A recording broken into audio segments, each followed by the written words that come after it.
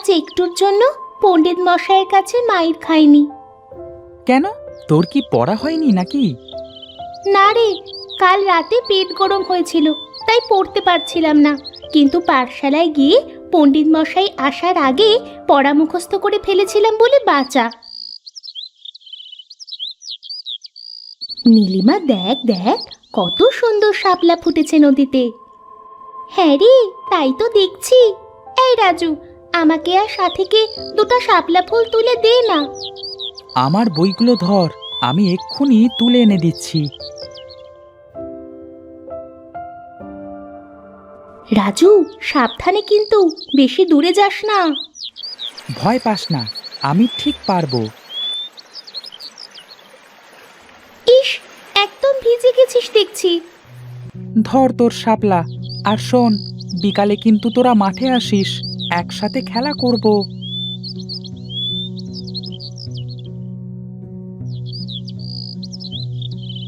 দিদি ভাই, এসেছিস? হ্যাঁ ঠাকুমা, এই তো আসলাম। তা তোর পেট গরম হয়েছিল, সেটা ঠিক হয়েছে দিদি ভাই? হ্যাঁ হয়েছে ঠাকুমা। আচ্ছা, ঘরে যা, দেখ তোর মা আজ মাছের পাতুরি বানিয়েছে। মাছের পাতুরি?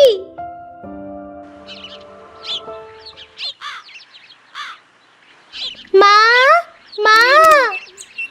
এই তো আমি এখানে রান্নাঘরে আছি।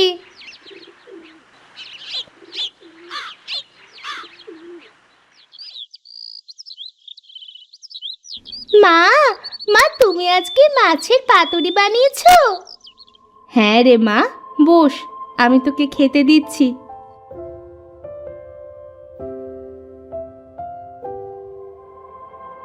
আহ, কত সুন্দর হয়েছে আজ মাছের পাতুরিটা।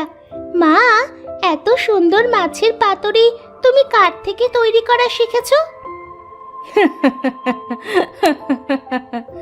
এই মাছের পাতুরি তোর ঠাকুমা, মানে আমার শাশুড়ির থেকে শিখেছি। সত্যি মা? ঠাকুমা অনেক সুন্দর মাছের পাতুরি রান্না করতে পারে? হ্যাঁ রে, শুধু মাছের পাতুরি নাকি, আরো অনেক কিছু রান্না করতে পারে। একবার খেলে মনে হয় বারবার খাই। কার রান্না একবার খেলে বারবার খেতে ইচ্ছে করে বৌমা?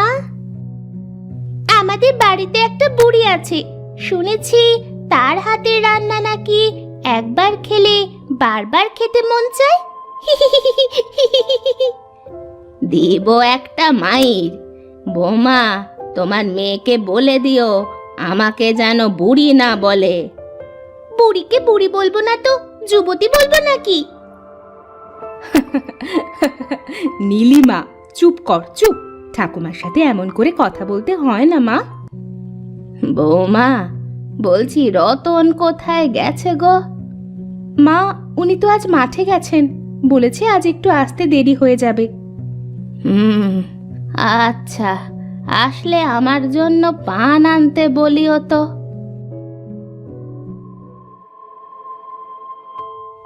কিরে নীলিমা, কোথায় যাচ্ছিস এখন? এই তো ঠাকুমা, সাথীদের বাড়িতে যাচ্ছি।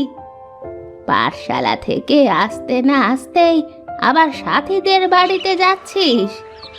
ও ঠাকুমা, একটু যাই না, আমি তাড়াতাড়ি চলে আসব। আচ্ছা যা, তবে সন্ধ্যার আগে আগে ফিরে আসিস কিন্তু।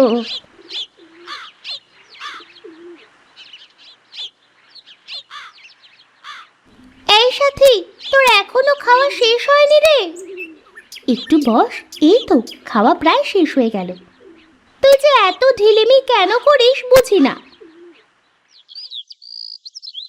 তুই দাঁড়া, আমি থালাবাটি ঘরের মধ্যে রেখে আসি আর মাকে বলে আসি। আচ্ছা, তাড়াতাড়ি যা।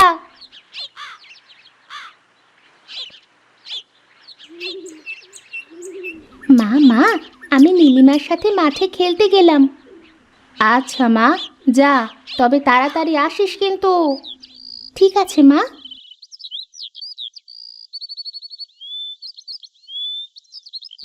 এই নীলিমা, চল চল ওইদিকে, ওরা মনে হয় এতক্ষণে মাঠে চলে এসেছে। হ্যাঁ হ্যাঁ, চল চল।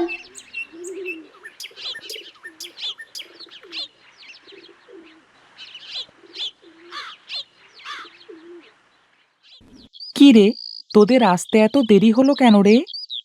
আমরা কখন থেকে তোদের জন্য অপেক্ষা করছি। এই সাথীর জন্য যত দেরি হয়ে গেল। আচ্ছা বাদ দে এসব, চল খেলা শুরু করি। কি খেলবি?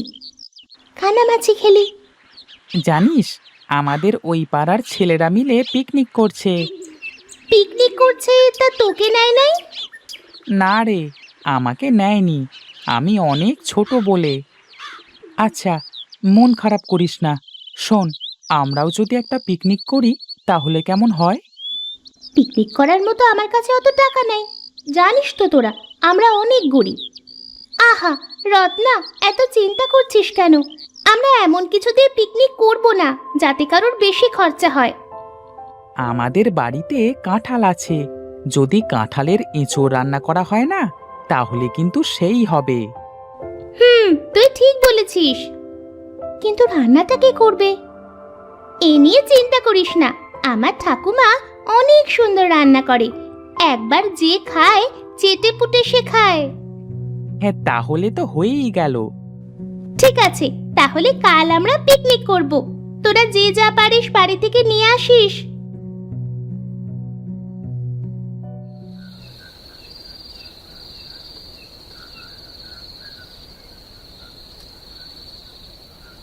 ঠাকুমা, কাল আমরা পিকনিক করব। পিকনিক? কি বলিস কি? আহা, কতদিন পিকনিক করি না। আমাদের পিকনিকে তো তুমিও আছো। সত্যি বলছিস? আমিও থাকবো তোদের সাথে।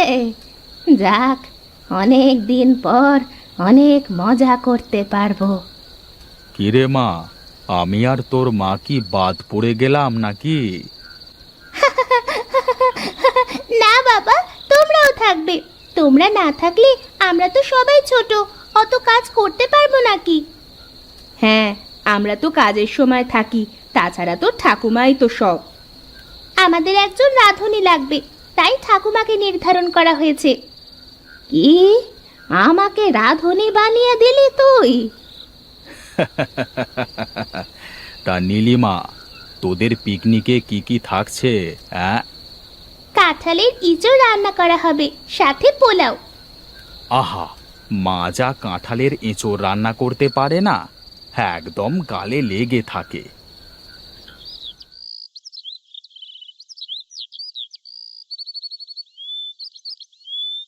কোথায় রে নীলিমা?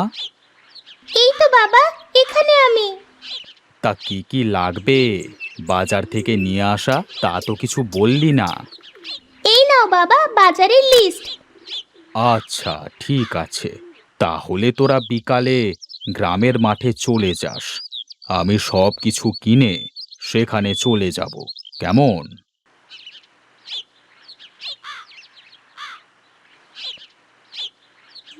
নীলিমা, তা কাঁঠালের ইঁচড় রান্না করতে হলে তো কাঁঠাল লাগবে, তার কোনো ব্যবস্থা কি করেছিস? হ্যাঁ ঠাকুমা, রাজুদের বাড়িতে অনেক কাঁঠাল আছে, আমি ওকে খবর পাঠিয়েছি এখনই, ও কাঁঠাল নিয়ে চলে আসবে। ওই তো ওরা আসছে। এই নাও ঠাকুমা, কাঁঠাল। খুব সুন্দর তো কাঁঠালটা। বৌমা, বৌমা, কোথায় গেলে? চলো চলো, আমরা মাঠে গিয়ে আজ রান্না করব। সুজয়, তুই ওই বড় হাঁড়িটা নে, আমি মায়ের থেকে বটিটা নিচ্ছি।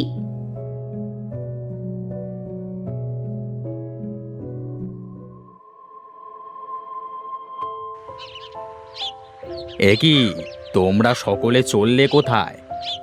আজ গ্রামের মাঠে রান্না করব। কি রান্না করবে কাকি? আর দেখে মনে হচ্ছে কাঁঠালের এঁচোড় রান্না করবে। হ্যাঁ, তাই রান্না করব। আমিও কিন্তু আসবো তোমার কাঁঠালের এঁচোড় খেতে। ঠিক আছে কাকু, আসবেন।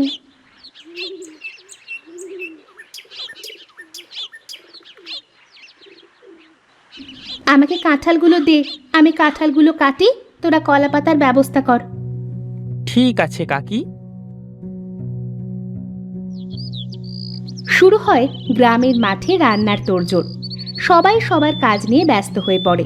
শেফালি কাঁঠাল কাটে, ঠাকুমা উনুনে চালের হাঁড়ি দেয়, রতন বাজার থেকে বাজার করে নিয়ে এসে একটা কলসি নিয়ে জল আনতে যায়। নীলিমা, রাজু, সুজয়, রত্না কলা পাতা নিয়ে আসে। তারপর সেগুলো রেখে তারা খেলা করতে শুরু করে। কিছু সময় পরে তাদের রান্না শেষ হয়ে যায়। কই রে তোরা, এইদিকে আয়, আমার রান্না শেষ। এই চল চল, ঠাকুমার রান্না শেষ। এরপর সকলে এক জায়গায় এসে হাজির হয় আর লাইন করে বসে। রতন সকলের সামনে একটা করে কলার পাতা দেয়, আর শেফালি সবাইকে হাঁড়ি থেকে ভাত বের করে দেয়। তখন সেখানে বিনোদও চলে আসে। ইরে বিনোদ, তুই আসলি? বস বস, একটা পাতা নিয়ে বসে পড়।